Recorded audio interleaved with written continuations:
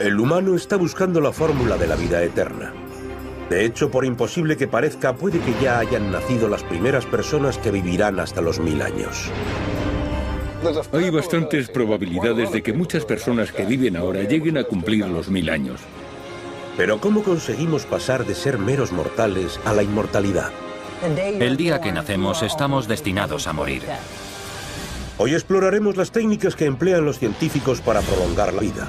El desarrollo de partes del cuerpo humano en el laboratorio, la clonación de los vivos y la congelación de los muertos, y la construcción de robots asesinos de tamaño microscópico que vivirán dentro de nuestro cuerpo para acabar con las enfermedades.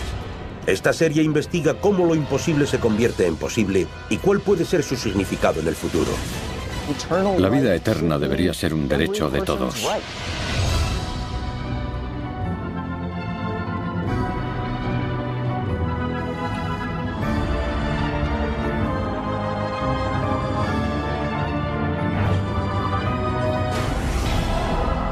Esto es imposible. Vida eterna.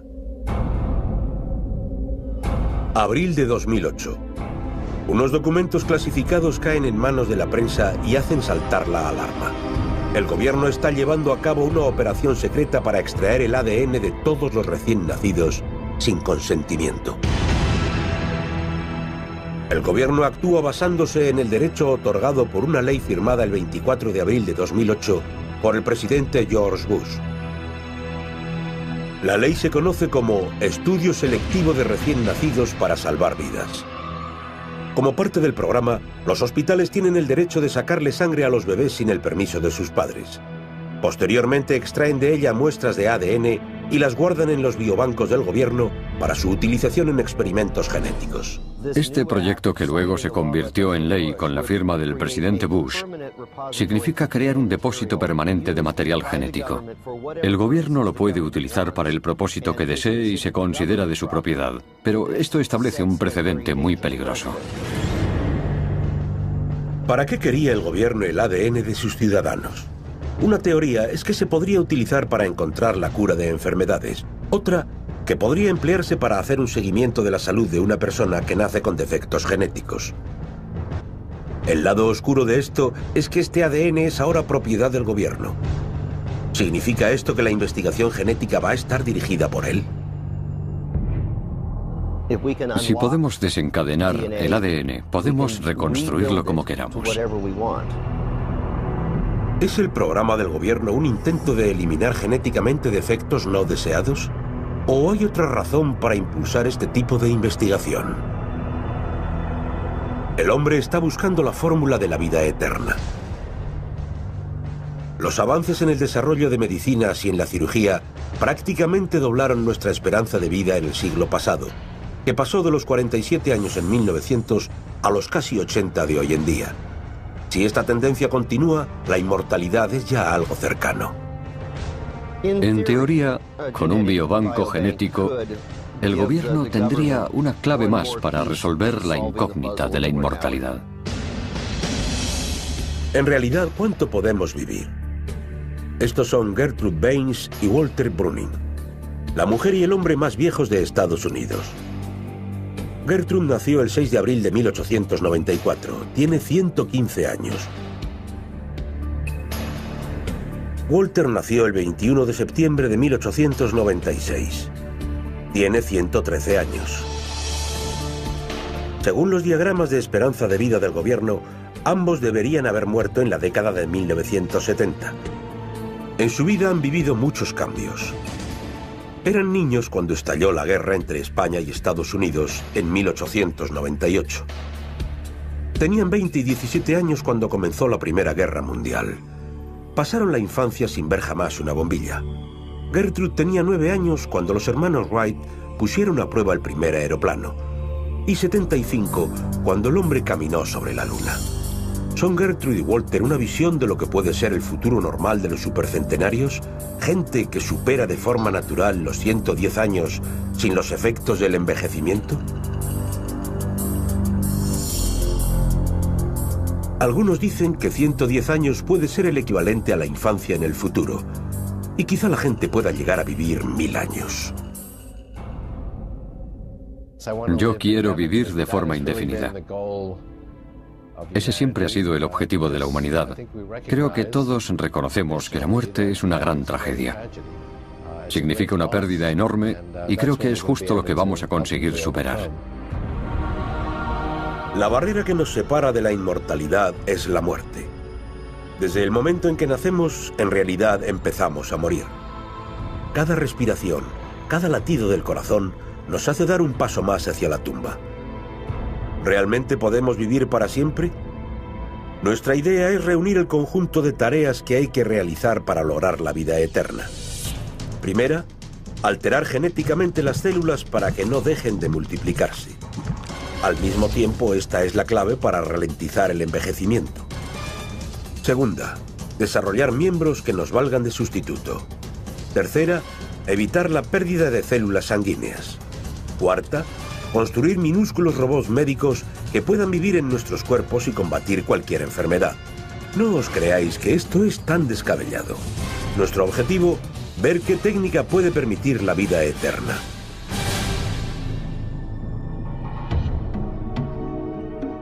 Todos aceptamos la muerte como una de las certezas de la vida. Nuestro cuerpo se deteriora a medida que envejece. El día que nacemos, estamos destinados a morir. Soy Charlie Roccoboli y soy médico de urgencias. Todas nuestras células pueden soportar un número finito de divisiones.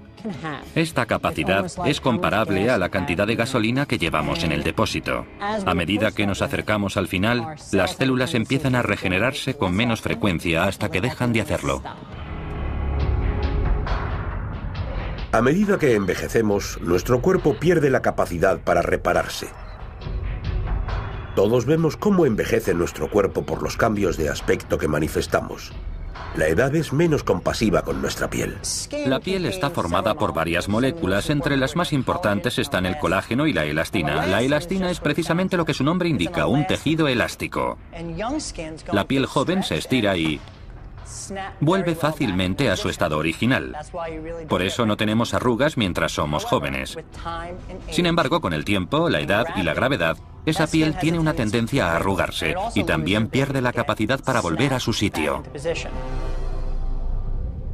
Mientras que los efectos del envejecimiento en la piel son visibles, dentro de nosotros ocurren otros cambios. Las fibras musculares se contraen. El contenido mineral de nuestros huesos disminuye y los hace más frágiles, y las células del corazón también disminuyen, lo que conduce a un bombeo más lento de la sangre.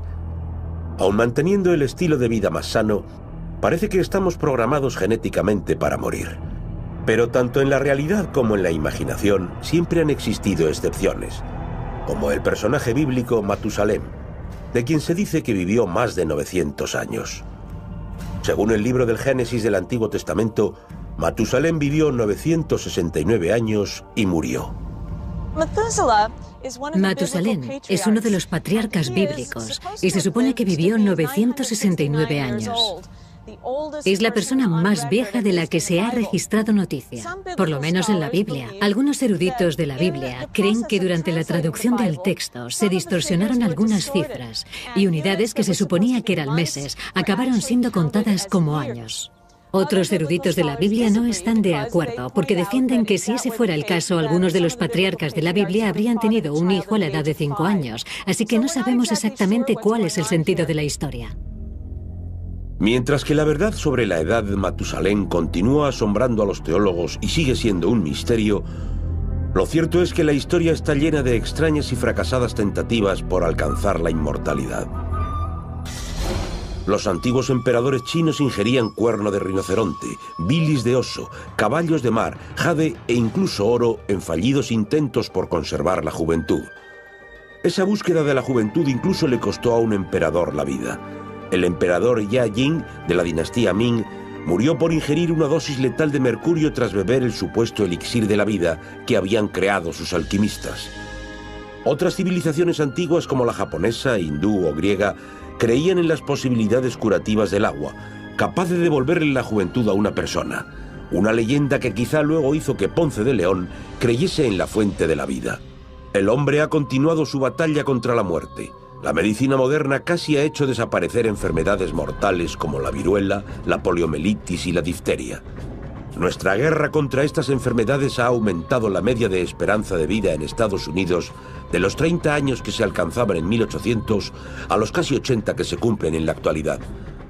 La sociedad moderna avanza cada día más rápido y con la modernidad han cambiado por completo los conceptos de esperanza de vida y de superación de la muerte.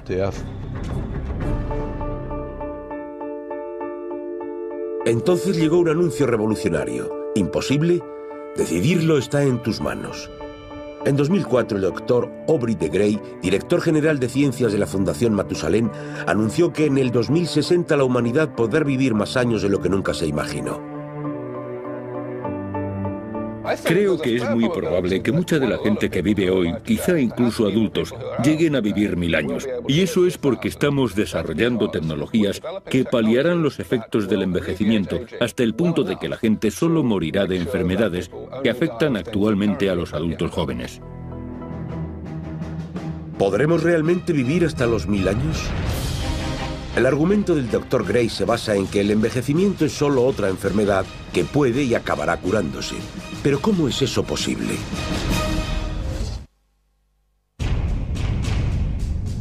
El deseo del hombre de engañar a la parca y alcanzar la inmortalidad dio lugar a mediados de los años 60 a una idea cuya polémica asombró al mundo.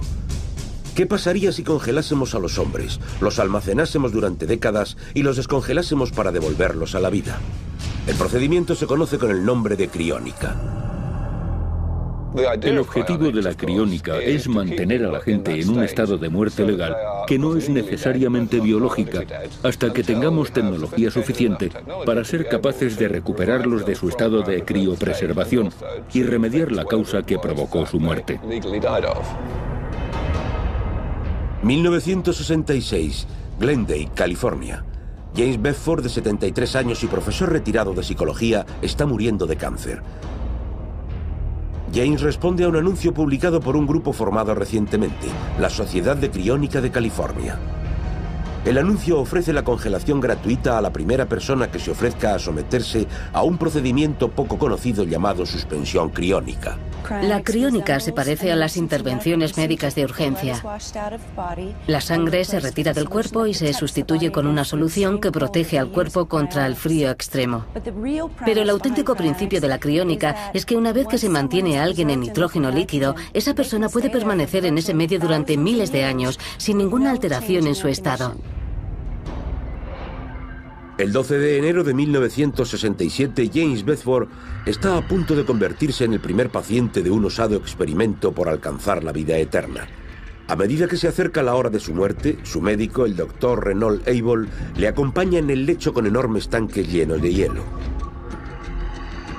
En cuanto Bedford cierra los ojos y da su última bocanada, el doctor Abel empieza a envolver su cuerpo en hielo. El doctor Abel y su equipo le quitan a Bedford la sangre y la sustituyen con un anticongelante y dedican 8 horas a envolverlo en hielo hasta que quede totalmente tieso.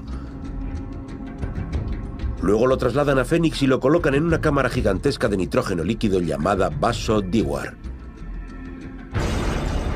Este es el vaso Dewar donde se conservó a James Bedford, que fue la primera persona en ser criopreservada. Su familia lo atendió durante las 2 primeras décadas, pero el vaso empezó a tener problemas y lo metimos en uno de los vasos Dewar gigantes que tenemos en nuestra sala de cuidados.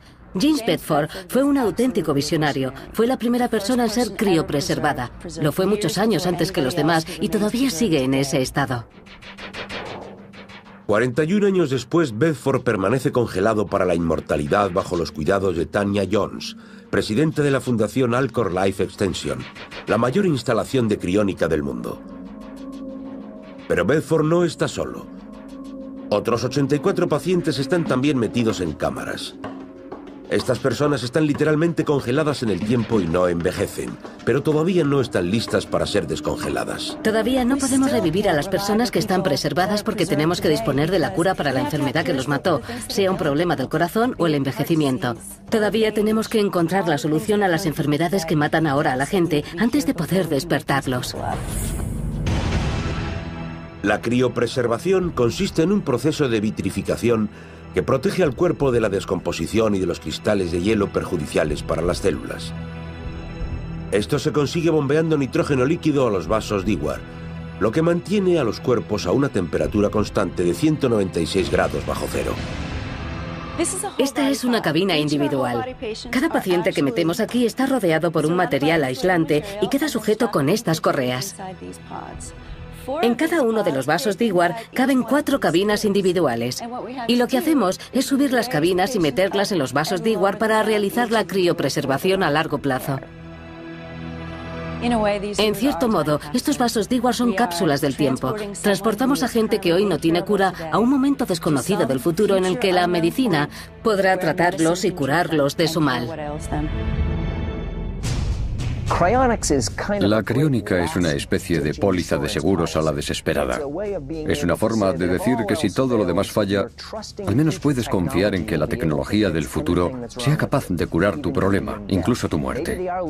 Es una mirada hacia un futuro en el que la vida eterna será un derecho de todos. ¿Serán resucitados los muertos y volverán a caminar entre nosotros para disfrutar de la vida eterna? Con la tecnología actual no podemos resucitar a ningún paciente criopreservado, pero creo que nos acercamos bastante. Así que yo estoy pagando un seguro de vida para criopreservarme en cuanto me declaren legalmente muerto. En este momento, la criónica es todavía una fantasía de la ciencia ficción. Pero estas mismas palabras se utilizaron para describir otro procedimiento atípico, una operación que significó un enorme avance en la prolongación de la vida. 3 de diciembre de 1967. Solo 11 meses después del experimento de James Bedford, el primer paciente de la criónica, se produce otro adelanto histórico en la búsqueda del hombre por la inmortalidad. El lugar, un pequeño hospital en Ciudad del Cabo, en Sudáfrica. El doctor Christian Barnard hace preparativos para conseguir lo imposible, realizar el primer trasplante de corazón entre humanos. Pero encontrar a un paciente voluntario es un problema. La idea de sacar el corazón todavía caliente de una persona recién fallecida y de colocárselo a otra persona parecía algo monstruoso. Sonaba a las películas de Frankenstein. A pesar de la susceptibilidad levantada, en noviembre de ese año Christian recibe la llamada que esperaba. El primer paciente que se ofreció voluntario para este tipo de trasplante de corazón fue Louis Waskansky, un tendero de 54 años que padecía diabetes y una forma terminal de enfermedad cardíaca. Necesitaba un corazón nuevo y se ofreció para someterse a esta operación de tanto riesgo en la época. Pero el doctor Barnard se pregunta dónde encontrará un donante sano de corazón para el trasplante. En esa época, la gente no estaba tan acostumbrada a la idea de donar órganos y el hecho de que un médico se acercase al familiar de un recién fallecido y le sugiriese la posibilidad de quitarle el corazón para implantárselo a otra persona tenía tintes macabros. Pero hubo una familia que demostró su valentía y una visión distinta de las cosas. El 3 de diciembre de 1967, un coche atropella a Denise Darvall, de 24 años, y le provoca graves daños cerebrales. Cuando a su padre le preguntan si donaría el corazón de Denise, el padre dice que sí. El doctor Barnard y el equipo de cirujanos se ponen manos a la obra para quitarle el corazón enfermo a Louis Waskansky y sustituirlo con el corazón sano de Denise. La operación duró 9 horas. El doctor Christian Barnard tuvo que reunir a un equipo de 27 personas para mantener en todo momento al paciente bajo control y asegurarse de que el corazón nuevo estaba sano durante la extracción al donante y durante su colocación en el pecho del receptor. Los médicos salen tras las 9 horas de operación conscientes de haber sido pioneros en superar una nueva barrera. Los médicos han realizado con éxito el primer trasplante de corazón entre humanos. La humanidad ha dado un valiente paso adelante en su búsqueda de la vida eterna. Actualmente cualquier miembro del cuerpo se puede sustituir igual que el silenciador o el carburador del coche. El trabajo de un cirujano es muy semejante al que realiza un mecánico cuando sustituye una pieza de un coche. Lo que pasa es que aquí hay menos posibilidades de cometer un error. Si tienes un problema con una pieza del coche y sigue haciendo ruido, vuelves al taller a que te la vuelvan a cambiar. Pero si cometes un error durante una operación y esa persona se muere, no hay segundas oportunidades. Descubrimos la manera de sustituir los órganos destruidos o defectuosos. Y cuando eso ocurrió, alguna gente empezó a pensar que quizá se podía empezar a derrotar a la muerte, que quizá en algún momento llegásemos a vivir para siempre. Pero a pesar de los beneficios, los trasplantes también tienen un lado oscuro. El éxito de los trasplantes ha sido también nuestra perdición. Cada vez hay más gente que cree que puede mejorar su vida o salvarse con un trasplante. Y el resultado ha sido que hay más gente esperando por riñones, hígados y corazones que órganos disponibles. Y mucha gente muere esperando a que le llegue el suyo.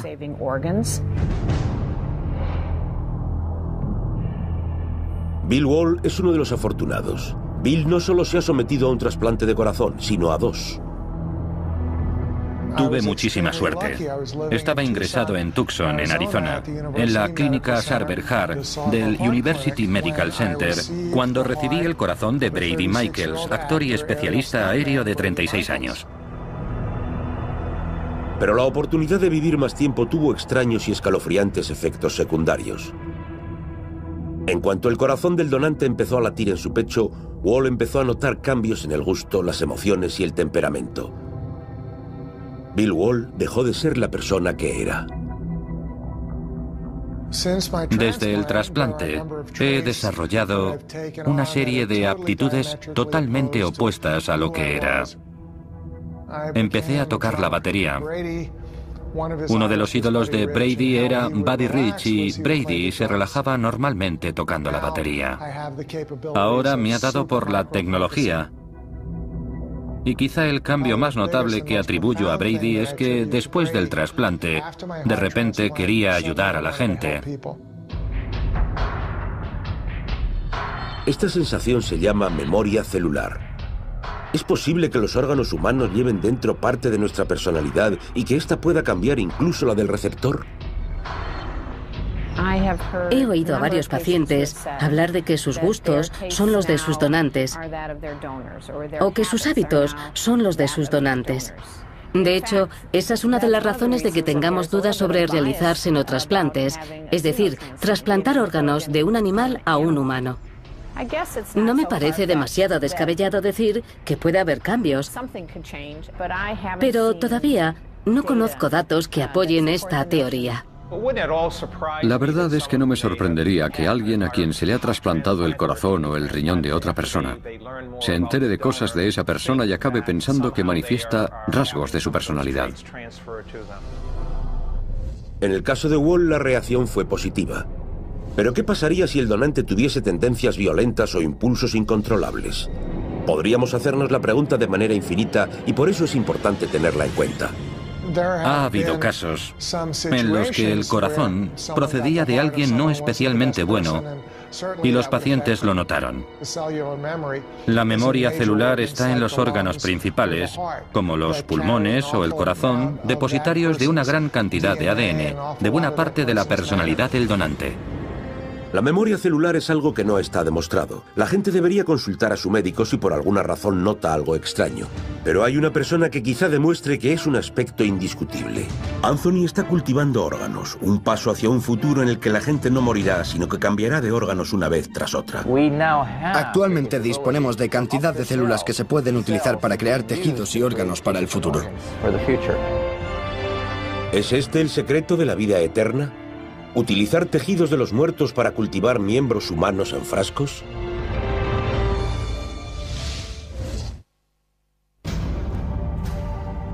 La capacidad de trasplantar órganos, igual que se cambian las piezas de un coche, ha abierto las puertas hacia la vida eterna. Pero el mayor obstáculo para el desarrollo de esta tecnología es la falta de donantes de órganos. Para lo cual hay un médico que ha encontrado la respuesta. Su idea, cultivar tejidos de repuesto utilizando a los muertos. Anthony Atala es una de las máximas autoridades mundiales en regeneración de tejidos. Anthony creó la primera tienda de órganos del mundo, un almacén que fabrica órganos humanos. También dirigió el equipo que desarrolló el primer órgano creado en laboratorio y que fue implantado en un humano, una vejiga. Además de las vejigas, también han perfeccionado uretras y vasos sanguíneos. En los próximos 20 años esperan ser capaces de crear riñones, hígados, páncreas y hasta corazones.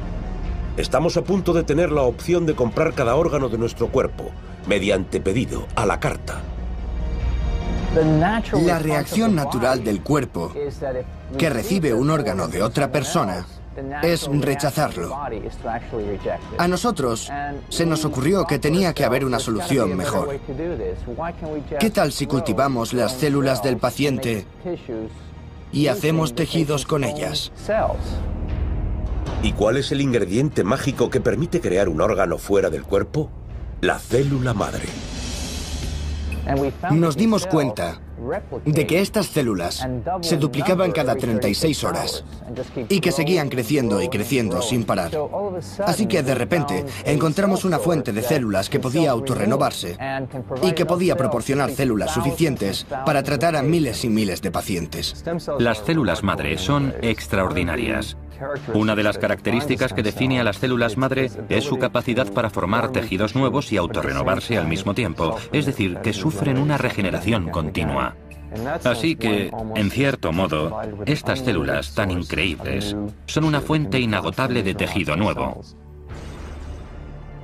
Pero ¿de dónde sacar estas células milagrosas para utilizarlas en el cultivo de órganos?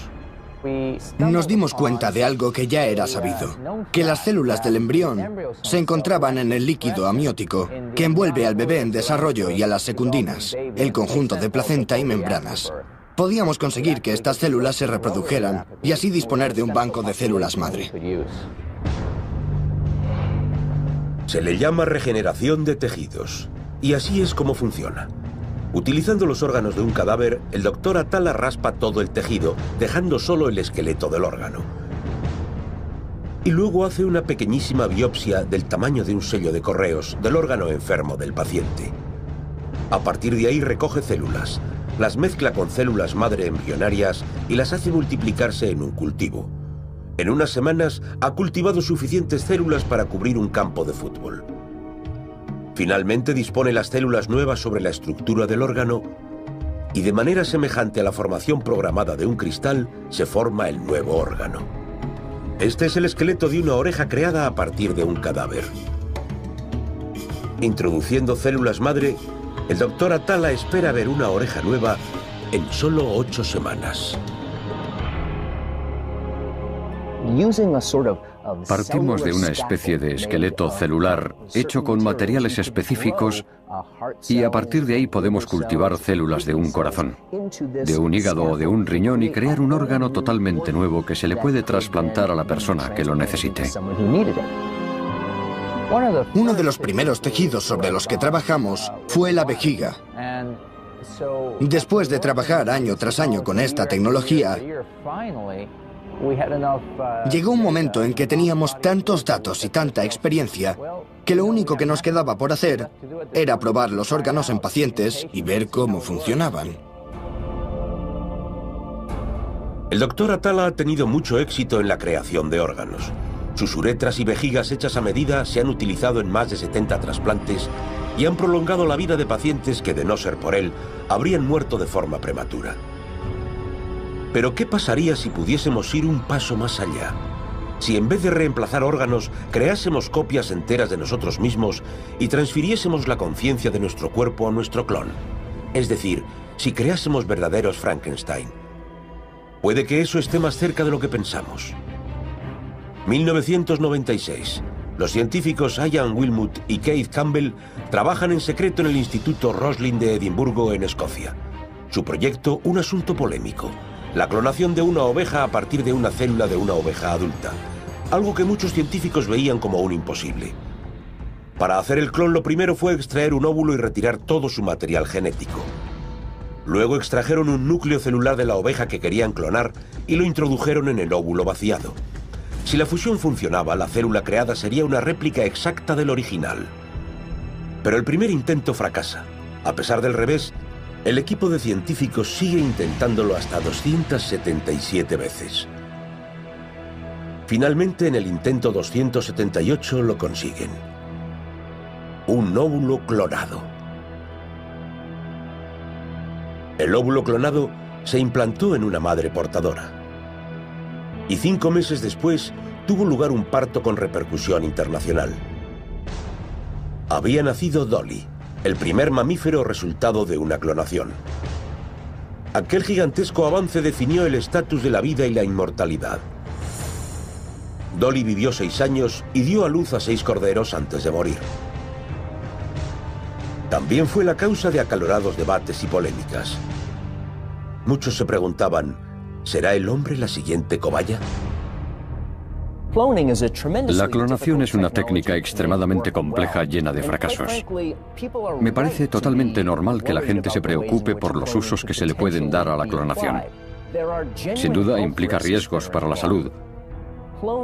Los mamíferos clonados han acabado teniendo pequeños defectos que nadie esperaba. No son necesariamente réplicas saludables de los animales de los que fueron clonados. En el mundo de la biología hay un AD y un DD, antes de Dolly y después de Dolly. La vida puede brotar de nuevo a partir de la vejez. Entonces, ¿es la clonación nuestra fuente de la juventud? ¿Nuestro elixir mágico de la inmortalidad? La investigación en clones de un científico abre las puertas todavía más hacia la vida eterna. El doctor Robert Lanza investiga la resurrección de especies extinguidas de animales a partir de la clonación de su ADN. Hemos creado ganaderías enteras. Hemos clonado un gaur, también hemos clonado a un animal conocido como banteng. De hecho, las células estaban congeladas y lo que hicimos fue resucitar a un animal que había muerto hacía un cuarto de siglo. Yo creo que cada vez se van a utilizar más estas técnicas y que no solo se van a clonar organismos completos y especies en extinción, sino que se van a clonar tejidos y células que se puedan utilizar para restaurar tejidos dañados y aumentar la longevidad. Pero el doctor Lanza es tajante cuando se trata de humanos. Toda la comunidad científica está de acuerdo con que la clonación humana no solo no es ética, sino que no es segura. Lo cual no quiere decir que la gente no la utilice en el futuro y que abuse de ella. Imaginen las implicaciones de esta tecnología. Parque Jurásico podría convertirse en realidad. Incluso los muertos podrían resurgir de sus tumbas. Pero para vivir para siempre en sentido estricto, primero tenemos que encontrar la manera de hacer que nuestros cuerpos sean invulnerables a las enfermedades y al proceso de envejecimiento. Y puede que la respuesta a nuestro futuro eterno esté en los horrores del pasado.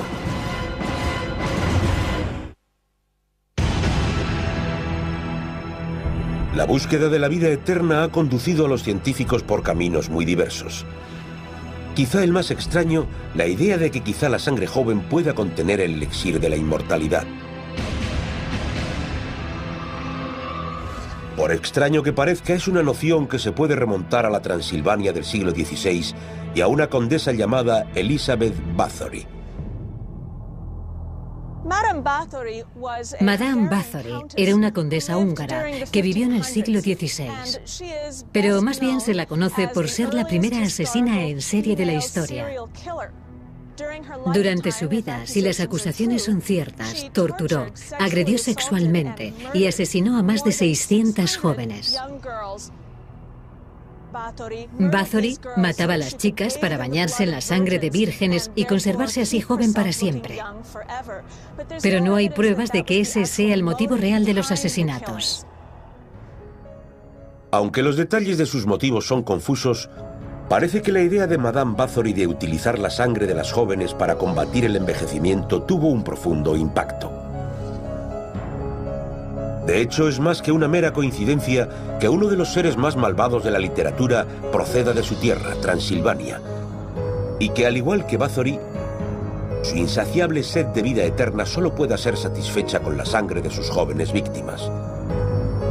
Nuestro personaje no es otro que un vampiro legendario, el Conde Drácula.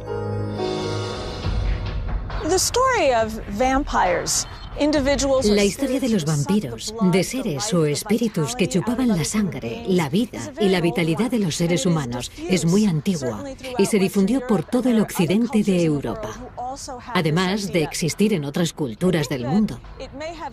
Yo creo que quizás surgió en tiempos antiguos porque la gente veía cómo otras personas se debilitaban, se consumían y morían, y buscaban una explicación a este fenómeno.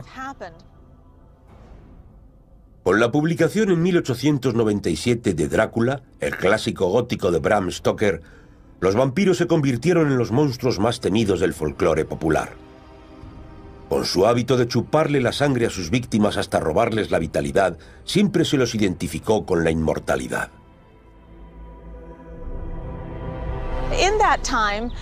En aquella época había muchas epidemias y plagas que causaban numerosas víctimas. Se creía que el espíritu del fallecido podía regresar y quizá extraer la vitalidad de sus parientes vivos y provocar también su muerte. Yo no creo que los vampiros chupasen la sangre de la gente para obtener la inmortalidad, sino que eran seres espirituales que no estaban sujetos a las mismas leyes de la mortalidad a las que están sujetos los humanos. ¿Pero qué hay de las leyes de la ciencia? ¿Hay algún vínculo científico entre la sed de los vampiros por la sangre joven y la inmortalidad? Quizá estén más relacionados de lo que nos creemos. Es interesante pensar en los relatos de vampiros que surgen a lo largo de la historia, en cómo la sangre joven, las secreciones de los jóvenes, podían ayudar a la gente a conservar la juventud, aunque no está claro de dónde proceden tales ideas. Lo que ocurre es que ese pensamiento coincide con nuestra idea de que quizá haya factores en los individuos jóvenes, en los ratones o en los humanos que favorecen la juventud. El Dr. Randall lleva tiempo estudiando la sangre joven y ha descubierto que un cuerpo joven es como un coche recién salido de fábrica. Todo es nuevo y funciona a la perfección. La sangre joven produce una proteína llamada delta que tiene cualidades reparadoras. En la sangre vieja los niveles de delta caen. El Dr. Randall sospecha que cuando se hace una transfusión de sangre joven a un cuerpo envejecido, la sangre joven realiza la labor de un mecánico: reparar la sangre vieja y desgastada. La ciencia ha demostrado que detrás del deseo de sangre de los vampiros y de la adquisición de la inmortalidad hay una base real. Para comprobar esta teoría, el Dr. Randall realizó un extraño experimento en 2007. Seleccionó a un ratón viejo y a un ratón joven y conectó sus aparatos circulatorios. A medida que la sangre del ratón joven entraba en la del viejo, ocurrió algo extraordinario. Nos dimos cuenta de que las células madre del ratón viejo respondían mucho mejor. Por ejemplo, las heridas musculares curaban mucho más rápido. La apariencia física no era la de un ratón más joven, pero sí descubrimos que determinados tejidos que habían sufrido daños curaban más rápidamente. El trabajo de Thomas Rando con los ratones por lo menos sugiere que es posible transferir cierta juventud y vitalidad de los organismos más jóvenes a los más viejos.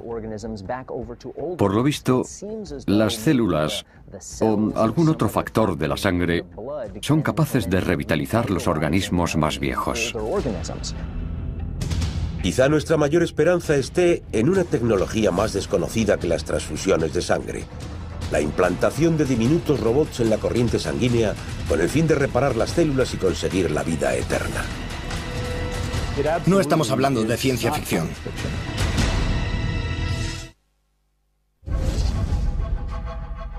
El secreto de la búsqueda de la inmortalidad por el hombre podría estar en un extraordinario invento de la tecnología invisible a primera vista: robots más pequeños que una mota de polvo, pero con capacidad para reparar las células en cuanto empecemos a dar muestras de envejecimiento o desgaste. En un laboratorio de la Universidad de Wake Forest, en Carolina del Norte, esta tecnología aparentemente imposible se está haciendo realidad.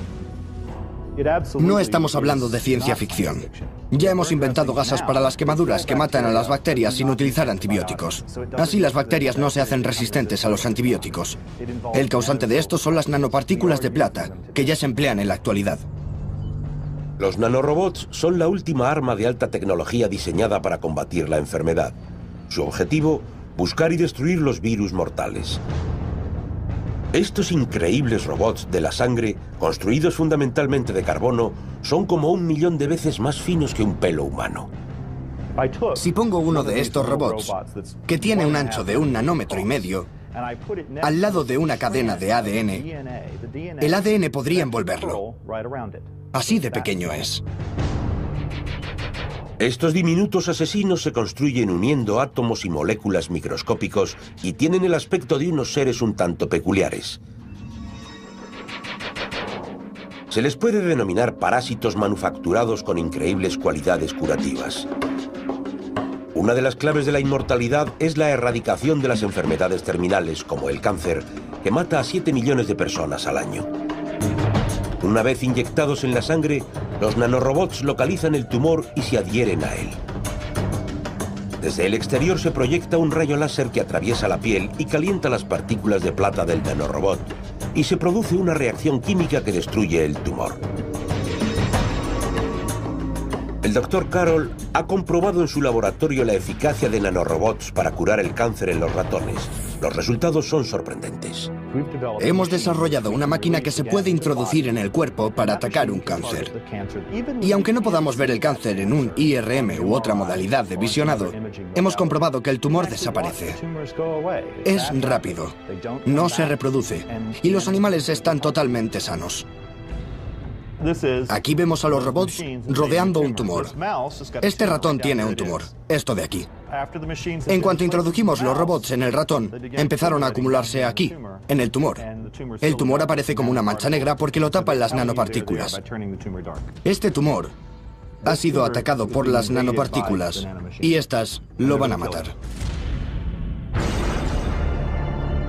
Pero ¿qué pasaría si estos nanoasesinos se volviesen contra su huésped y empezasen a atacar los órganos sanos de nuestro cuerpo? ¿Correríamos el riesgo de ser destruidos desde dentro? ¿Podría esta tecnología diseñada para prolongar la vida acabar acortándola? No sé si somos suficientemente responsables para manejar esta tecnología y ostentar esta clase de poder. Si la utilizamos para curar el cáncer, genial, pero tal como hemos sido a lo largo de la historia, yo tengo el presentimiento de que somos capaces de convertirla en un arma biológica de destrucción masiva. Y creo que ahí está el peligro de la biotecnología, que se puede hacer muchísimo bien, pero también se puede provocar mucha destrucción. Corremos el peligro de introducir en el cuerpo aparatos que no deberían estar dentro de nosotros. De hecho, pueden utilizarse para el mal, aunque también se pueden utilizar para protegernos de los males que existen en la actualidad. Al parecer nos encontramos al límite de un fenómeno conocido como velocidad de escape. Tener una esperanza de vida indefinida y prevenir y curar por completo el envejecimiento. Lo imposible está cada vez más a nuestro alcance. Vivir hasta los 1000 años o más está dejando de ser un sueño. Pero ¿hasta qué punto no sería una pesadilla? Actualmente la Tierra sufre el desgaste de soportar una población de más de 6.500 millones de personas. Valiosos recursos naturales como el alimento y el agua están al límite de sus posibilidades. Imaginen un mundo donde la población no deje de crecer. ¿Qué nos pasaría si jamás estuviésemos amenazados por la muerte? Si nuestra actividad dejase de tener consecuencias. Si las relaciones pudiesen continuar eternamente. Yo creo que eso eliminaría en buena medida lo que nos define como humanos y que esa prolongación de la vida no sería una panacea, sino un auténtico infierno. Algunos ven la inmortalidad no como el infierno, sino como el amanecer de una nueva era revolucionaria y fascinante, donde ya no pesará sobre nosotros el pensamiento de la muerte y el envejecimiento. Una era en que seremos capaces de cumplir nuestros sueños y deseos. ¿Por qué tenemos que morir? A lo mejor, el caso es que a lo largo de la historia, la muerte siempre ha tenido sentido. Pero ahora podemos decidir si queremos que esa sea la misma realidad del futuro.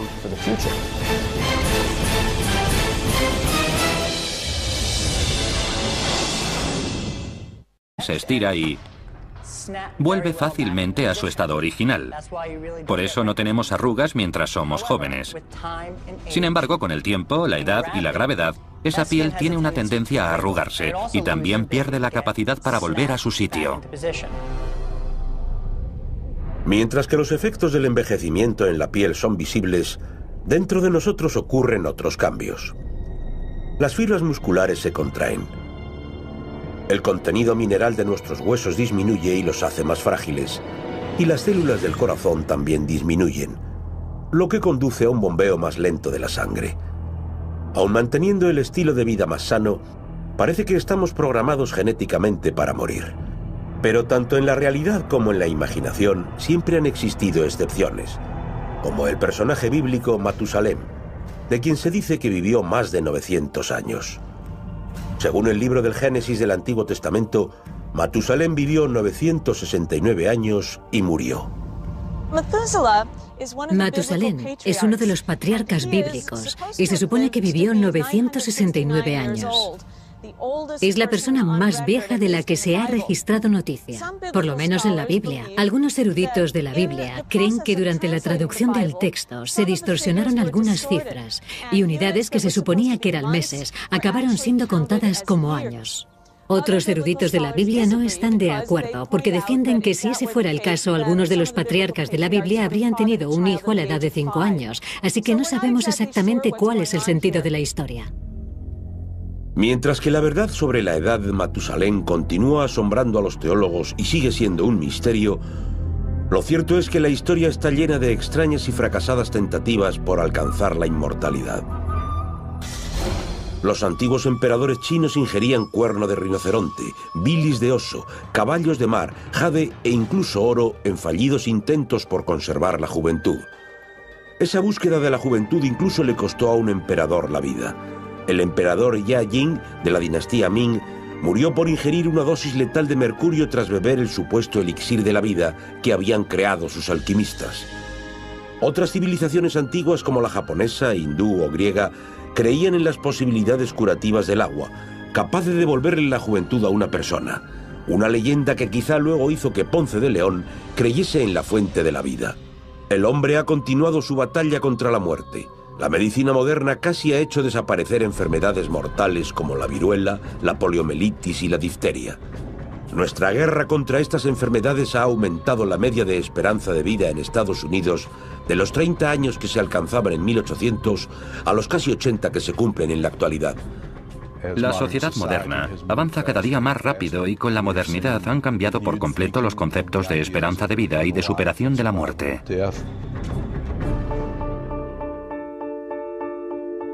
Entonces llegó un anuncio revolucionario. ¿Imposible? Decidirlo está en tus manos. En 2004, el doctor Aubrey de Grey, director general de ciencias de la Fundación Matusalén, anunció que en el 2060 la humanidad podrá vivir más años de lo que nunca se imaginó. Creo que es muy probable que mucha de la gente que vive hoy, quizá incluso adultos, lleguen a vivir 1000 años. Y eso es porque estamos desarrollando tecnologías que paliarán los efectos del envejecimiento hasta el punto de que la gente solo morirá de enfermedades que afectan actualmente a los adultos jóvenes. ¿Podremos realmente vivir hasta los 1000 años? El argumento del Dr. Gray se basa en que el envejecimiento es solo otra enfermedad que puede y acabará curándose. Pero ¿cómo es eso posible?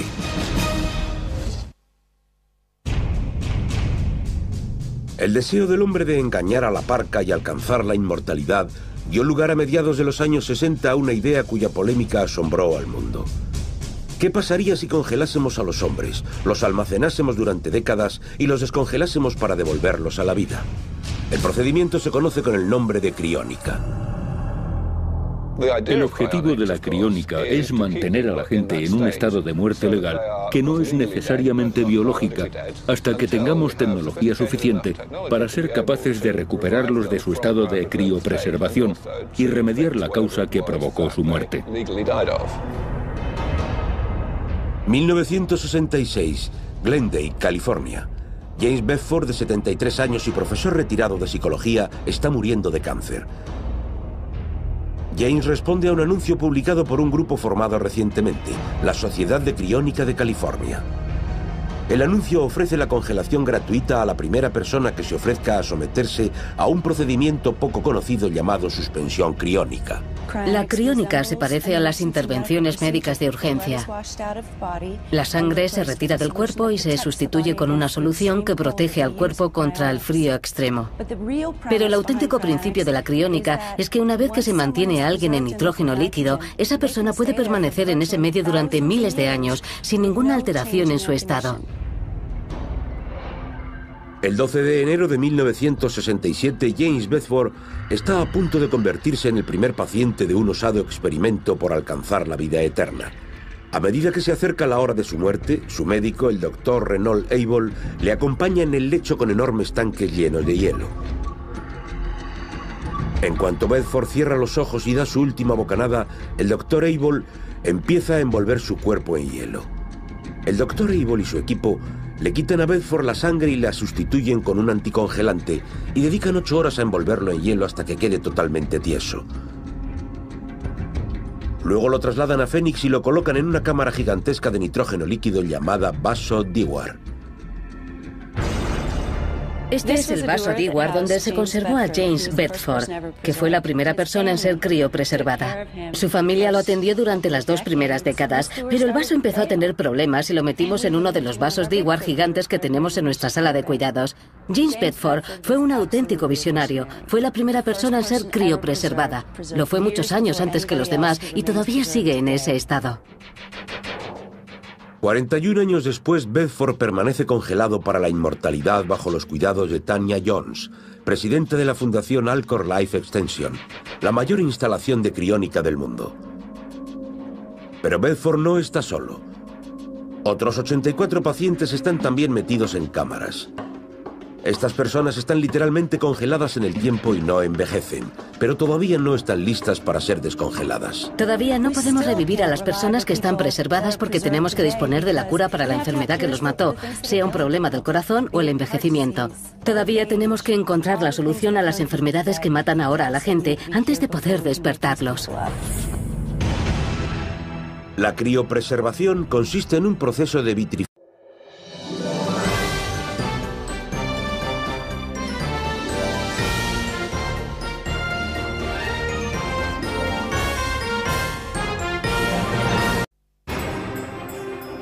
El humano está buscando la fórmula de la vida eterna. De hecho, por imposible que parezca, puede que ya hayan nacido las primeras personas que vivirán hasta los 1000 años. Hay bastantes probabilidades de que muchas personas que viven ahora lleguen a cumplir los 1000 años. Pero ¿cómo conseguimos pasar de ser meros mortales a la inmortalidad? El día que nacemos estamos destinados a morir. Hoy exploraremos las técnicas que emplean los científicos para prolongar la vida.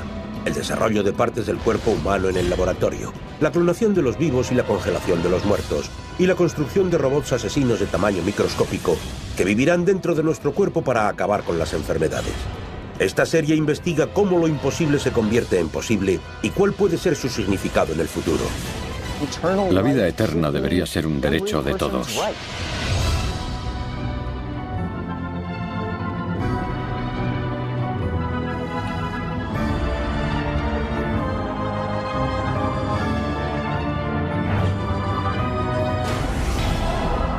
Esto es imposible. Vida eterna. Abril de 2008. Unos documentos clasificados caen en manos de la prensa y hacen saltar la alarma. El gobierno está llevando a cabo una operación secreta para extraer el ADN de todos los recién nacidos sin consentimiento. El gobierno actúa basándose en el derecho otorgado por una ley firmada el 24 de abril de 2008 por el presidente George Bush. La ley se conoce como estudio selectivo de recién nacidos para salvar vidas. Como parte del programa, los hospitales tienen el derecho de sacarle sangre a los bebés sin el permiso de sus padres. Posteriormente extraen de ella muestras de ADN y las guardan en los biobancos del gobierno para su utilización en experimentos genéticos. Este proyecto, que luego se convirtió en ley con la firma del presidente Bush, significa crear un depósito permanente de material genético. El gobierno lo puede utilizar para el propósito que desee y se considera de su propiedad, pero esto establece un precedente muy peligroso. ¿Para qué quería el gobierno el ADN de sus ciudadanos? Una teoría es que se podría utilizar para encontrar la cura de enfermedades. Otra, que podría emplearse para hacer un seguimiento de la salud de una persona que nace con defectos genéticos. El lado oscuro de esto es que este ADN es ahora propiedad del gobierno. ¿Significa esto que la investigación genética va a estar dirigida por él? Si podemos desencadenar el ADN, podemos reconstruirlo como queramos. ¿Es el programa del gobierno un intento de eliminar genéticamente defectos no deseados? ¿O hay otra razón para impulsar este tipo de investigación? El hombre está buscando la fórmula de la vida eterna. Los avances en el desarrollo de medicinas y en la cirugía prácticamente doblaron nuestra esperanza de vida en el siglo pasado, que pasó de los 47 años en 1900 a los casi 80 de hoy en día. Si esta tendencia continúa, la inmortalidad es ya algo cercano. En teoría, con un biobanco genético, el gobierno tendría una clave más para resolver la incógnita de la inmortalidad. En realidad, ¿cuánto podemos vivir? Estos son Gertrude Baines y Walter Bruning, la mujer y el hombre más viejos de Estados Unidos. Gertrude nació el 6 de abril de 1894. Tiene 115 años. Walter nació el 21 de septiembre de 1896. Tiene 113 años. Según los diagramas de esperanza de vida del gobierno, ambos deberían haber muerto en la década de 1970. En su vida han vivido muchos cambios. Eran niños cuando estalló la guerra entre España y Estados Unidos en 1898. Tenían 20 y 17 años cuando comenzó la Primera Guerra Mundial. Pasaron la infancia sin ver jamás una bombilla. Gertrude tenía 9 años cuando los hermanos Wright pusieron a prueba el primer aeroplano. Y 75 cuando el hombre caminó sobre la luna. ¿Son Gertrude y Walter una visión de lo que puede ser el futuro normal de los supercentenarios? ¿Gente que supera de forma natural los 110 años sin los efectos del envejecimiento? Algunos dicen que 110 años puede ser el equivalente a la infancia en el futuro. Y quizá la gente pueda llegar a vivir 1000 años. Yo quiero vivir de forma indefinida. Ese siempre ha sido el objetivo de la humanidad. Creo que todos reconocemos que la muerte es una gran tragedia. Significa una pérdida enorme y creo que es justo lo que vamos a conseguir superar. La barrera que nos separa de la inmortalidad es la muerte.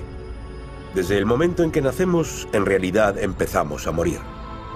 Cada respiración, cada latido del corazón nos hace dar un paso más hacia la tumba. ¿Realmente podemos vivir para siempre? Nuestra idea es reunir el conjunto de tareas que hay que realizar para lograr la vida eterna. Primera, alterar genéticamente las células para que no dejen de multiplicarse. Al mismo tiempo, esta es la clave para ralentizar el envejecimiento. Segunda, desarrollar miembros que nos valgan de sustituto. Tercera, evitar la pérdida de células sanguíneas. Cuarta, construir minúsculos robots médicos que puedan vivir en nuestros cuerpos y combatir cualquier enfermedad. No os creáis que esto es tan descabellado. Nuestro objetivo, ver qué técnica puede permitir la vida eterna.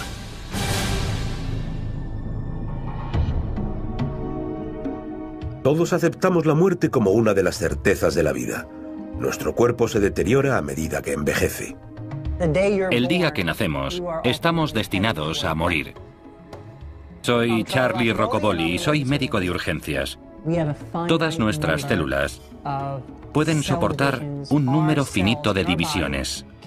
Esta capacidad es comparable a la cantidad de gasolina que llevamos en el depósito. A medida que nos acercamos al final, las células empiezan a regenerarse con menos frecuencia hasta que dejan de hacerlo.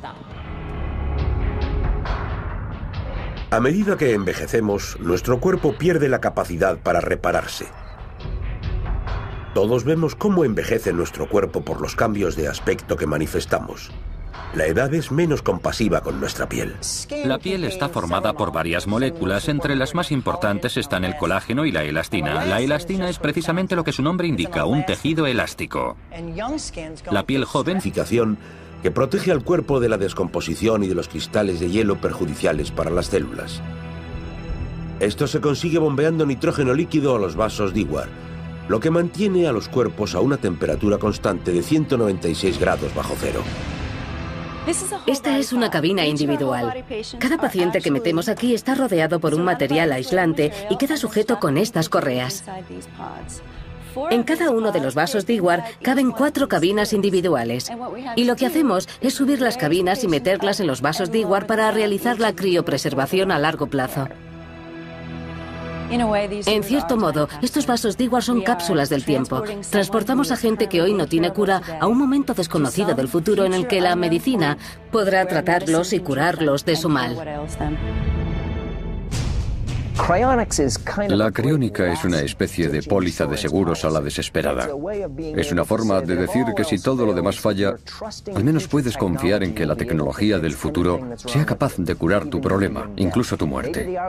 Es una mirada hacia un futuro en el que la vida eterna será un derecho de todos. ¿Serán resucitados los muertos y volverán a caminar entre nosotros para disfrutar de la vida eterna? Con la tecnología actual no podemos resucitar a ningún paciente criopreservado, pero creo que nos acercamos bastante. Así que yo estoy pagando un seguro de vida para criopreservarme en cuanto me declaren legalmente muerto. En este momento, la criónica es todavía una fantasía de la ciencia ficción. Pero estas mismas palabras se utilizaron para describir otro procedimiento atípico, una operación que significó un enorme avance en la prolongación de la vida. 3 de diciembre de 1967. Solo 11 meses después del experimento de James Bedford, el primer paciente de la criónica, se produce otro adelanto histórico en la búsqueda del hombre por la inmortalidad. El lugar, un pequeño hospital en Ciudad del Cabo, en Sudáfrica. El doctor Christian Barnard hace preparativos para conseguir lo imposible, realizar el primer trasplante de corazón entre humanos. Pero encontrar a un paciente voluntario es un problema. La idea de sacar el corazón todavía caliente de una persona recién fallecida y de colocárselo a otra persona parecía algo monstruoso. Sonaba a las películas de Frankenstein. A pesar de la susceptibilidad levantada, en noviembre de ese año Christian recibe la llamada que esperaba. El primer paciente que se ofreció voluntario para este tipo de trasplante de corazón fue Louis Waskansky, un tendero de 54 años que padecía diabetes y una forma terminal de enfermedad cardíaca. Necesitaba un corazón nuevo y se ofreció para someterse a esta operación de tanto riesgo en la época. Pero el doctor Barnard se pregunta dónde encontrará un donante sano de corazón para el trasplante. En esa época, la gente no estaba tan acostumbrada a la idea de donar órganos y el hecho de que un médico se acercase al familiar de un recién fallecido y le sugiriese la posibilidad de quitarle el corazón para implantárselo a otra persona tenía tintes macabros. Pero hubo una familia que demostró su valentía y una visión distinta de las cosas. El 3 de diciembre de 1967, un coche atropella a Denise Darvall, de 24 años, y le provoca graves daños cerebrales. Cuando a su padre le preguntan si donaría el corazón de Denise, el padre dice que sí.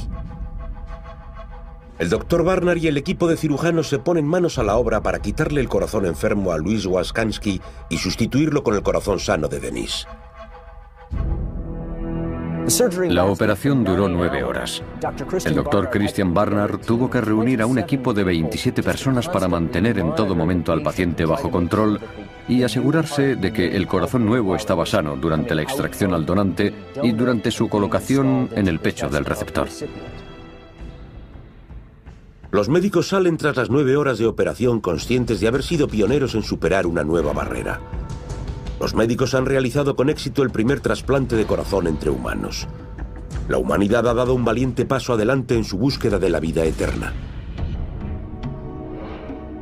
Actualmente cualquier miembro del cuerpo se puede sustituir igual que el silenciador o el carburador del coche. El trabajo de un cirujano es muy semejante al que realiza un mecánico cuando sustituye una pieza de un coche. Lo que pasa es que aquí hay menos posibilidades de cometer un error. Si tienes un problema con una pieza del coche y sigue haciendo ruido, vuelves al taller a que te la vuelvan a cambiar. Pero si cometes un error durante una operación y esa persona se muere, no hay segundas oportunidades. Descubrimos la manera de sustituir los órganos destruidos o defectuosos.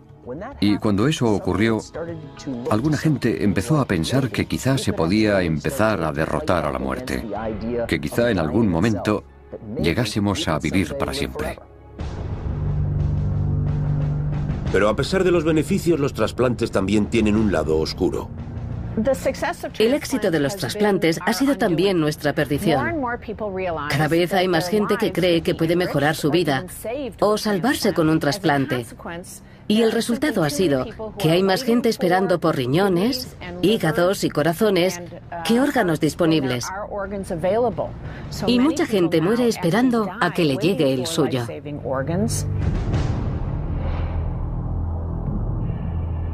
Bill Wall es uno de los afortunados. Bill no solo se ha sometido a un trasplante de corazón, sino a 2. Tuve muchísima suerte. Estaba ingresado en Tucson, en Arizona, en la clínica Sarver Hart del University Medical Center, cuando recibí el corazón de Brady Michaels, actor y especialista aéreo de 36 años. Pero la oportunidad de vivir más tiempo tuvo extraños y escalofriantes efectos secundarios. En cuanto el corazón del donante empezó a latir en su pecho, Wall empezó a notar cambios en el gusto, las emociones y el temperamento. Bill Wall dejó de ser la persona que era. Desde el trasplante he desarrollado una serie de aptitudes totalmente opuestas a lo que era. Empecé a tocar la batería. Uno de los ídolos de Brady era Buddy Rich y Brady se relajaba normalmente tocando la batería. Ahora me ha dado por la tecnología. Y quizá el cambio más notable que atribuyo a Brady es que después del trasplante, de repente quería ayudar a la gente. Esta sensación se llama memoria celular. ¿Es posible que los órganos humanos lleven dentro parte de nuestra personalidad y que ésta pueda cambiar incluso la del receptor? He oído a varios pacientes. El óvulo clonado se implantó en una madre portadora. Y 5 meses después tuvo lugar un parto con repercusión internacional. Había nacido Dolly, el primer mamífero resultado de una clonación. Aquel gigantesco avance definió el estatus de la vida y la inmortalidad. Dolly vivió 6 años y dio a luz a 6 corderos antes de morir. También fue la causa de acalorados debates y polémicas. Muchos se preguntaban, ¿será el hombre la siguiente cobaya? La clonación es una técnica extremadamente compleja llena de fracasos. Me parece totalmente normal que la gente se preocupe por los usos que se le pueden dar a la clonación. Sin duda implica riesgos para la salud.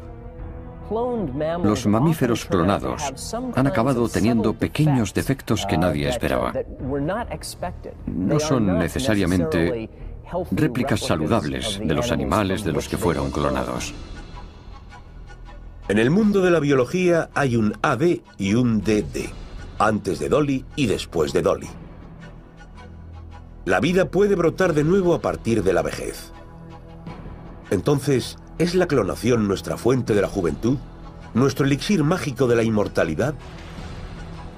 La investigación en clones de un científico abre las puertas todavía más hacia la vida eterna. El doctor Robert Lanza investiga la resurrección de especies extinguidas de animales a partir de la clonación de su ADN. Hemos creado ganaderías enteras.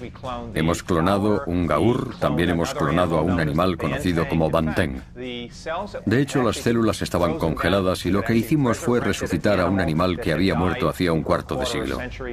Yo creo que cada vez se van a utilizar más estas técnicas y que no solo se van a clonar organismos completos y especies en extinción, sino que se van a clonar tejidos y células que se puedan utilizar para restaurar tejidos dañados y aumentar la longevidad. Pero el doctor Lanza es tajante cuando se trata de humanos. Toda la comunidad científica está de acuerdo con que la clonación humana no solo no es ética, sino que no es segura. Lo cual no quiere decir que la gente no la utilice en el futuro y que abuse de ella. Imaginen las implicaciones de esta tecnología. Parque Jurásico podría convertirse en realidad. Incluso los muertos podrían resurgir de sus tumbas. Pero para vivir para siempre en sentido estricto, primero tenemos que encontrar la manera de hacer que nuestros cuerpos sean invulnerables a las enfermedades y al proceso de envejecimiento. Y puede que la respuesta a nuestro futuro eterno esté en los horrores del pasado.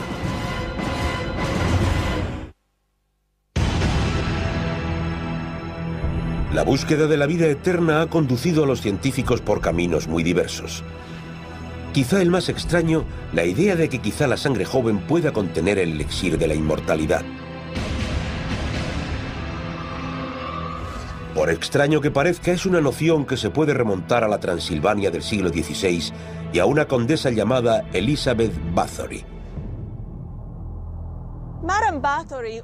Madame Bathory era una condesa húngara que vivió en el siglo XVI, pero más bien se la conoce por ser la primera asesina en serie de la historia.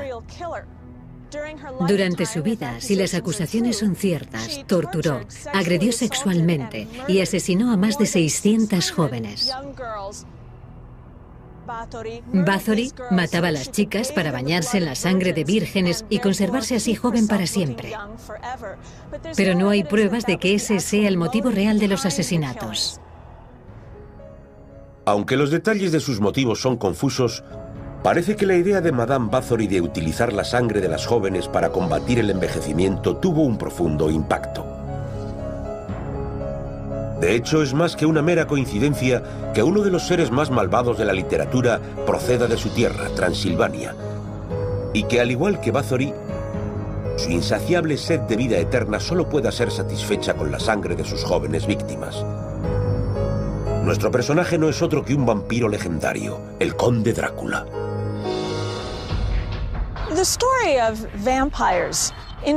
La historia de los vampiros, de seres o espíritus que chupaban la sangre, la vida y la vitalidad de los seres humanos, es muy antigua y se difundió por todo el occidente de Europa, además de existir en otras culturas del mundo. Yo creo que quizás surgió en tiempos antiguos porque la gente veía cómo otras personas se debilitaban, se consumían y morían, y buscaban una explicación a este fenómeno. Con la publicación en 1897 de Drácula, el clásico gótico de Bram Stoker, los vampiros se convirtieron en los monstruos más temidos del folclore popular. Con su hábito de chuparle la sangre a sus víctimas hasta robarles la vitalidad, siempre se los identificó con la inmortalidad.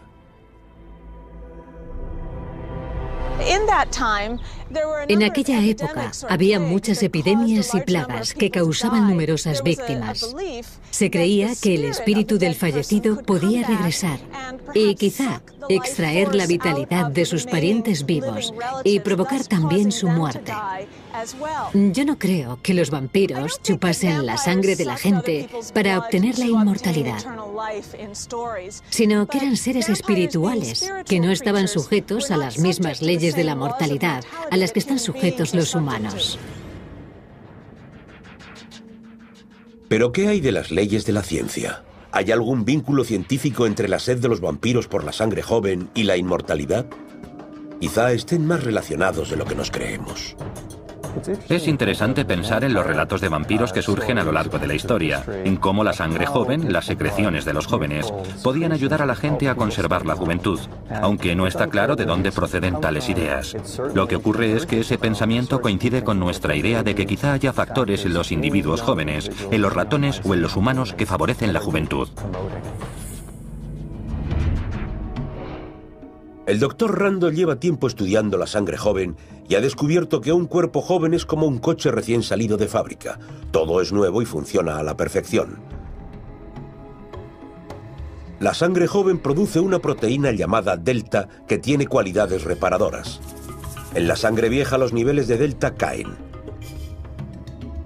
El doctor Randall sospecha que cuando se hace una transfusión de sangre joven a un cuerpo envejecido, la sangre joven realiza la labor de un mecánico: reparar la sangre vieja y desgastada.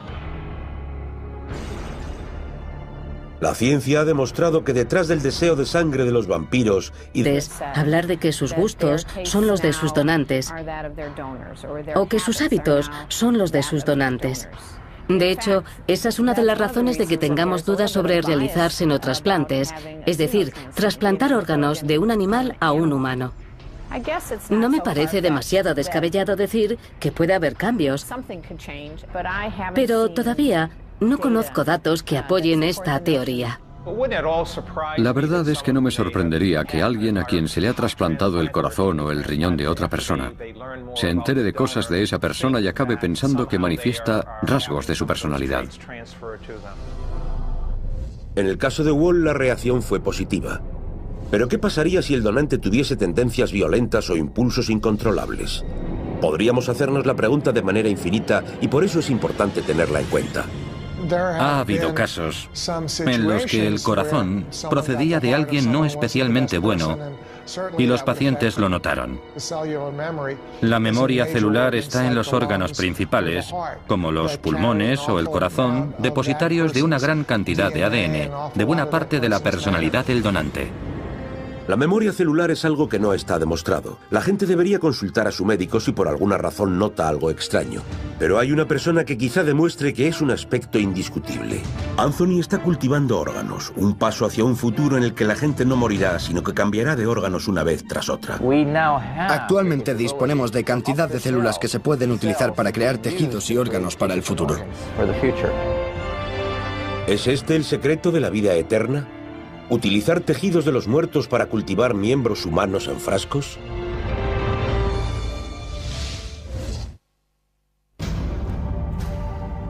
La capacidad de trasplantar órganos, igual que se cambian las piezas de un coche, ha abierto las puertas hacia la vida eterna. Pero el mayor obstáculo para el desarrollo de esta tecnología es la falta de donantes de órganos.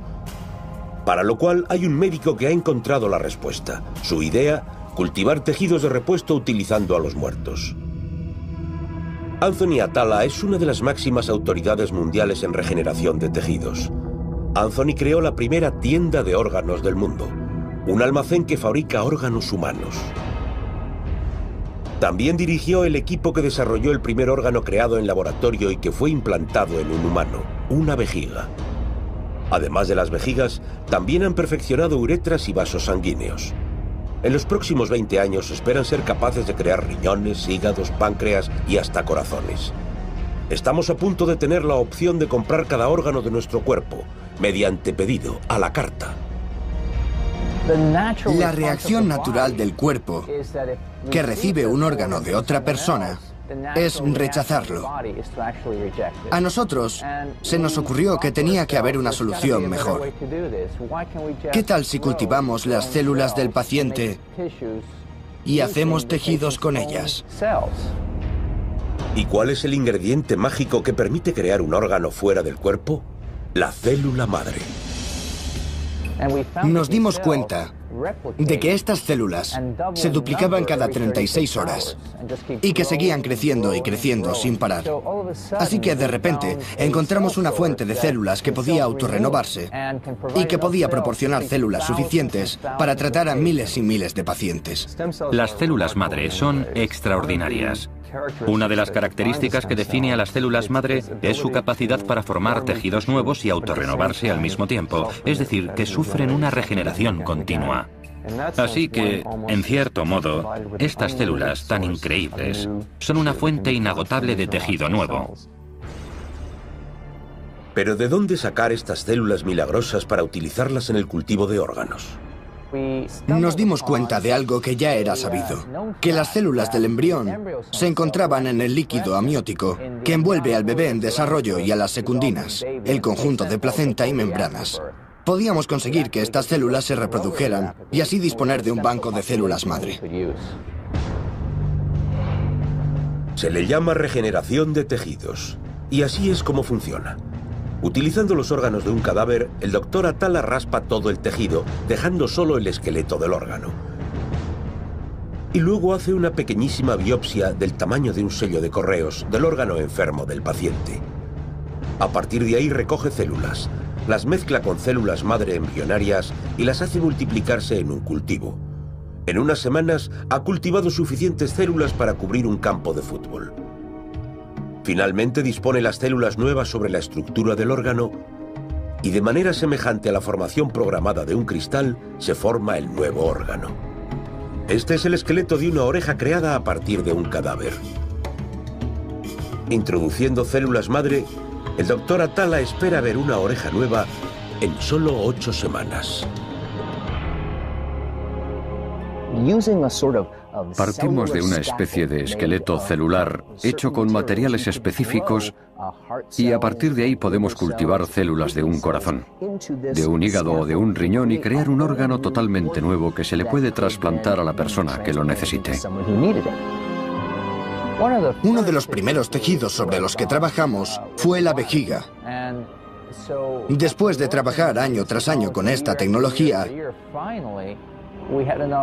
llegó un momento en que teníamos tantos datos y tanta experiencia que lo único que nos quedaba por hacer era probar los órganos en pacientes y ver cómo funcionaban.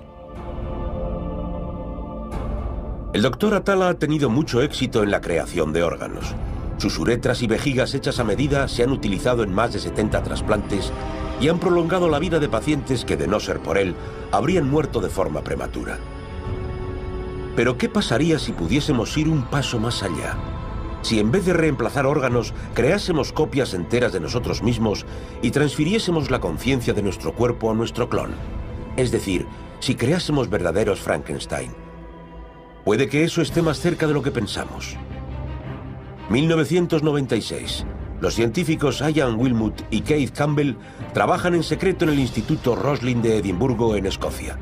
Su proyecto, un asunto polémico: la clonación de una oveja a partir de una célula de una oveja adulta. Algo que muchos científicos veían como un imposible. Para hacer el clon, lo primero fue extraer un óvulo y retirar todo su material genético. Luego extrajeron un núcleo celular de la oveja que querían clonar y lo introdujeron en el óvulo vaciado. Si la fusión funcionaba, la célula creada sería una réplica exacta del original. Pero el primer intento fracasa. A pesar del revés, el equipo de científicos sigue intentándolo hasta 277 veces. Finalmente, en el intento 278 lo consiguen. Un óvulo clonado. Textos, se distorsionaron algunas cifras y unidades que se suponía que eran meses acabaron siendo contadas como años. Otros eruditos de la Biblia no están de acuerdo, porque defienden que si ese fuera el caso, algunos de los patriarcas de la Biblia habrían tenido un hijo a la edad de 5 años, así que no sabemos exactamente cuál es el sentido de la historia. Mientras que la verdad sobre la edad de Matusalén continúa asombrando a los teólogos y sigue siendo un misterio, lo cierto es que la historia está llena de extrañas y fracasadas tentativas por alcanzar la inmortalidad. Los antiguos emperadores chinos ingerían cuerno de rinoceronte, bilis de oso, caballos de mar, jade e incluso oro en fallidos intentos por conservar la juventud. Esa búsqueda de la juventud incluso le costó a un emperador la vida. El emperador Ya Jing, de la dinastía Ming, murió por ingerir una dosis letal de mercurio tras beber el supuesto elixir de la vida que habían creado sus alquimistas. Otras civilizaciones antiguas, como la japonesa, hindú o griega, creían en las posibilidades curativas del agua, capaz de devolverle la juventud a una persona. Una leyenda que quizá luego hizo que Ponce de León creyese en la fuente de la vida. El hombre ha continuado su batalla contra la muerte. La medicina moderna casi ha hecho desaparecer enfermedades mortales como la viruela, la poliomielitis y la difteria. Nuestra guerra contra estas enfermedades ha aumentado la media de esperanza de vida en Estados Unidos de los 30 años que se alcanzaban en 1800 a los casi 80 que se cumplen en la actualidad. La sociedad moderna avanza cada día más rápido y con la modernidad han cambiado por completo los conceptos de esperanza de vida y de superación de la muerte.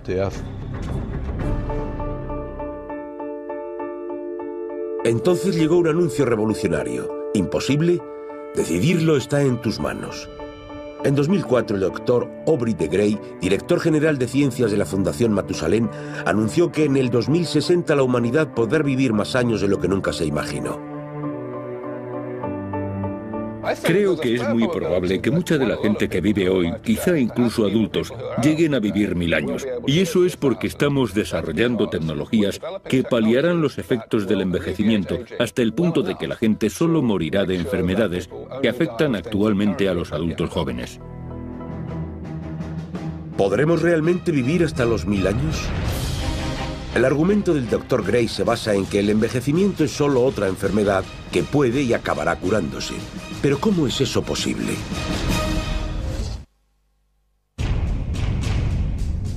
El deseo del hombre de engañar a la parca y alcanzar la inmortalidad dio lugar a mediados de los años 60 a una idea cuya polémica asombró al mundo. ¿Qué pasaría si congelásemos a los hombres, los almacenásemos durante décadas y los descongelásemos? Podemos desencadenar el ADN, podemos reconstruirlo como queramos. ¿Es el programa del gobierno un intento de eliminar genéticamente defectos no deseados? ¿O hay otra razón para impulsar este tipo de investigación? El hombre está buscando la fórmula de la vida eterna. Los avances en el desarrollo de medicinas y en la cirugía prácticamente doblaron nuestra esperanza de vida en el siglo pasado, que pasó de los 47 años en 1900 a los casi 80 de hoy en día. Si esta tendencia continúa, la inmortalidad es ya algo cercano. En teoría, con un biobanco genético, el gobierno tendría una clave más para resolver la incógnita de la inmortalidad. En realidad, ¿cuánto podemos vivir? Estos son Gertrude Baines y Walter Bruning, la mujer y el hombre más viejos de Estados Unidos. Gertrude nació el 6 de abril de 1894. Tiene 115 años. Walter nació el 21 de septiembre de 1896. Tiene 113 años. Según los diagramas de esperanza de vida del gobierno, ambos deberían haber muerto en la década de 1970. En su vida han vivido muchos cambios. Eran niños cuando estalló la guerra entre España y Estados Unidos en 1898. Tenían 20 y 17 años cuando comenzó la Primera Guerra Mundial. Pasaron la infancia sin ver jamás una bombilla. Gertrude tenía 9 años cuando los hermanos Wright pusieron a prueba el primer aeroplano. Y 75 cuando el hombre caminó sobre la luna. ¿Son Gertrude y Walter una visión de lo que puede ser el futuro normal de los supercentenarios? ¿Gente que supera de forma natural los 110 años sin los efectos del envejecimiento? Algunos dicen que 110 años puede ser el equivalente a la infancia en el futuro. Y quizá la gente pueda llegar a vivir 1000 años. Yo quiero vivir de forma indefinida. Ese siempre ha sido el objetivo de la humanidad. Creo que todos reconocemos que la muerte es una gran tragedia. Significa una pérdida enorme y creo que es justo lo que vamos a conseguir superar. La barrera que nos separa de la inmortalidad es la muerte. Desde el momento en que nacemos, en realidad empezamos a morir. Cada respiración, cada latido del corazón nos hace dar un paso más hacia la tumba. ¿Realmente podemos vivir para siempre? Nuestra idea es reunir el conjunto de tareas que hay que realizar para lograr la vida eterna. Primera, alterar genéticamente las células para que no dejen de multiplicarse. Al mismo tiempo, esta es la clave para ralentizar el envejecimiento. Segunda, desarrollar miembros que nos valgan de sustituto. Tercera, evitar la pérdida de células sanguíneas. Cuarta, construir minúsculos robots médicos que puedan vivir en nuestros cuerpos y combatir cualquier enfermedad. No os creáis que esto es tan descabellado. Nuestro objetivo, ver qué técnica puede permitir la vida eterna.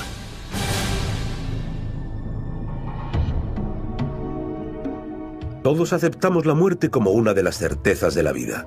Nuestro cuerpo se deteriora a medida que envejece. El día que nacemos, estamos destinados a morir. Soy Charlie Roccoboli y soy médico de urgencias. Todas nuestras células pueden soportar un número finito de divisiones. Esta capacidad es comparable a la cantidad de gasolina que llevamos en el depósito. A medida que nos acercamos al final, las células empiezan a regenerarse con menos frecuencia hasta que dejan de hacerlo. A medida que envejecemos, nuestro cuerpo pierde la capacidad para repararse. Todos vemos cómo envejece nuestro cuerpo por los cambios de aspecto que manifestamos. La edad es menos compasiva con nuestra piel. La piel está formada por varias moléculas, entre las más importantes están el colágeno y la elastina. La elastina es precisamente lo que su nombre indica, un tejido elástico. La piel joven se estira y vuelve fácilmente a su estado original. Por eso no tenemos arrugas mientras somos jóvenes. Sin embargo, con el tiempo, la edad y la gravedad, esa piel tiene una tendencia a arrugarse y también pierde la capacidad para volver a su sitio. Mientras que los efectos del envejecimiento en la piel son visibles, dentro de nosotros ocurren otros cambios. Las fibras musculares se contraen. El contenido mineral de nuestros huesos disminuye y los hace más frágiles, y las células del corazón también disminuyen, lo que conduce a un bombeo más lento de la sangre. Aun manteniendo el estilo de vida más sano, parece que estamos programados genéticamente para morir. Pero tanto en la realidad como en la imaginación siempre han existido excepciones, como el personaje bíblico Matusalem, de quien se dice que vivió más de 900 años. Según el libro del Génesis del Antiguo Testamento, Matusalem vivió 969 años y murió. Matusalén es uno de los patriarcas bíblicos y se supone que vivió 969 años. Es la persona más vieja de la que se ha registrado noticia, por lo menos en la Biblia. Algunos eruditos de la Biblia creen que durante la traducción del... Congelásemos para devolverlos a la vida. El procedimiento se conoce con el nombre de criónica. El objetivo de la criónica es mantener a la gente en un estado de muerte legal que no es necesariamente biológica, hasta que tengamos tecnología suficiente para ser capaces de recuperarlos de su estado de criopreservación y remediar la causa que provocó su muerte. 1966, Glendale, California. James Bedford, de 73 años y profesor retirado de psicología, está muriendo de cáncer. James responde a un anuncio publicado por un grupo formado recientemente, la Sociedad de Criónica de California. El anuncio ofrece la congelación gratuita a la primera persona que se ofrezca a someterse a un procedimiento poco conocido llamado suspensión criónica. La criónica se parece a las intervenciones médicas de urgencia. La sangre se retira del cuerpo y se sustituye con una solución que protege al cuerpo contra el frío extremo. Pero el auténtico principio de la criónica es que una vez que se mantiene a alguien en nitrógeno líquido, esa persona puede permanecer en ese medio durante miles de años sin ninguna alteración en su estado. El 12 de enero de 1967, James Bedford está a punto de convertirse en el primer paciente de un osado experimento por alcanzar la vida eterna. A medida que se acerca la hora de su muerte, su médico, el Dr. Reynold Abel, le acompaña en el lecho con enormes tanques llenos de hielo. En cuanto Bedford cierra los ojos y da su última bocanada, el Dr. Abel empieza a envolver su cuerpo en hielo. El Dr. Abel y su equipo le quitan a Bedford la sangre y la sustituyen con un anticongelante y dedican 8 horas a envolverlo en hielo hasta que quede totalmente tieso. Luego lo trasladan a Phoenix y lo colocan en una cámara gigantesca de nitrógeno líquido llamada Vaso Dewar. Este es el vaso Dewar donde se conservó a James Bedford, que fue la primera persona en ser criopreservada. Su familia lo atendió durante las 2 primeras décadas, pero el vaso empezó a tener problemas y lo metimos en uno de los vasos Dewar gigantes que tenemos en nuestra sala de cuidados. James Bedford fue un auténtico visionario. Fue la primera persona en ser criopreservada. Lo fue muchos años antes que los demás y todavía sigue en ese estado. 41 años después, Bedford permanece congelado para la inmortalidad bajo los cuidados de Tanya Jones, presidente de la Fundación Alcor Life Extension, la mayor instalación de criónica del mundo. Pero Bedford no está solo. Otros 84 pacientes están también metidos en cámaras. Estas personas están literalmente congeladas en el tiempo y no envejecen, pero todavía no están listas para ser descongeladas. Todavía no podemos revivir a las personas que están preservadas porque tenemos que disponer de la cura para la enfermedad.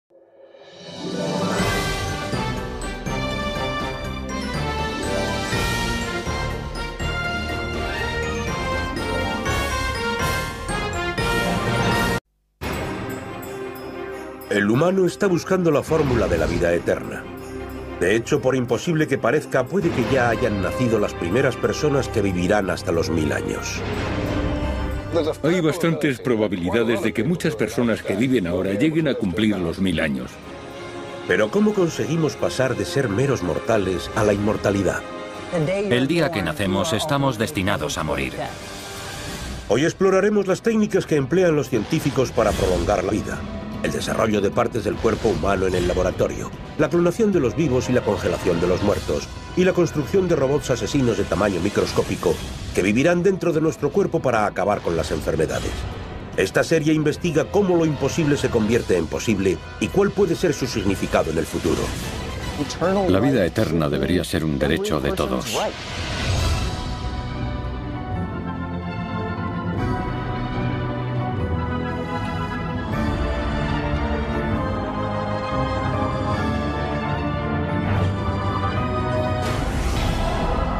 Esto es imposible. Vida eterna.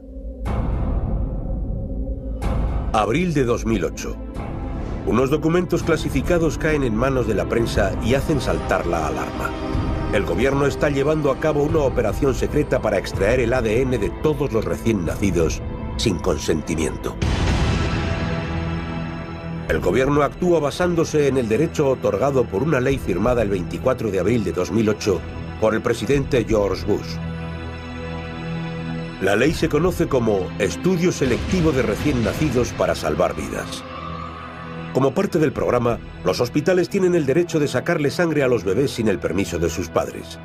Posteriormente extraen de ella muestras de ADN y las guardan en los biobancos del gobierno para su utilización en experimentos genéticos.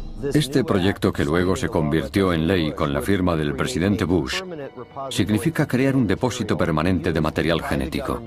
El gobierno lo puede utilizar para el propósito que desee y se considera de su propiedad, pero esto establece un precedente muy peligroso. ¿Para qué quería el gobierno el ADN de sus ciudadanos? Una teoría es que se podría utilizar para encontrar la cura de enfermedades. Otra, que podría emplearse para hacer un seguimiento de la salud de una persona que nace con defectos genéticos. El lado oscuro de esto es que este ADN es ahora propiedad del gobierno. ¿Significa esto que la investigación genética va a estar dirigida por él? Si